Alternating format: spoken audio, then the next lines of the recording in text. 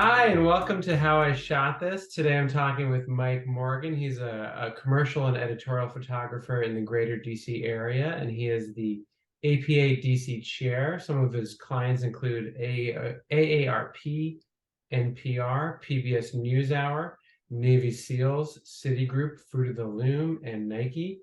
And he's won awards for the Addies, APA, and ASMP. And today, Mike is going to tell us about this incredible photograph that I've admired for a while of Terrence West for Baltimore Magazine. Okay, and take it away, Mike. Yeah, so this was a portrait that I did a few years ago. This particular client, a longtime editorial client of mine, they give me a lot of freedom for coming up with interesting images. So for this, I knew that I wanted to capture Terrence at dusk in that kind of beautiful dusk sky, with the stadium lights type of a setting, and realized the kind of challenges that was going to have trying to capture him essentially running through and shooting at a low ISO.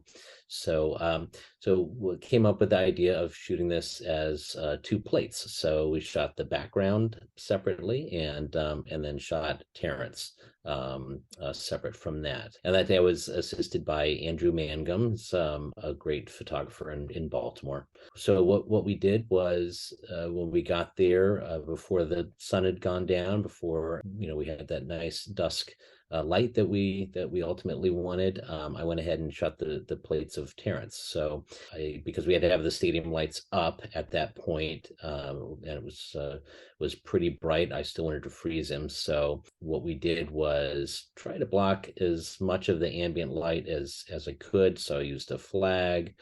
We set up a 9x9 butterfly. I used for my key light, I had on a boom a small Octabank, a 3-foot Profoto Octabank, and just had that like straight over camera essentially. And then to create the rim light on Terrence to sort of mimic the stadium lighting from behind, I used two small soft boxes with grids on them, two small Chimera soft boxes. And then the reason why I went with the soft boxes instead of using strip lights, which you normally use for a portrait like that, is because Terrence was running through the scene. I didn't want to have like a real narrow space of light for him to have to hit. So I wanted that light to kind of go around so I could, get off a few frames of him running through.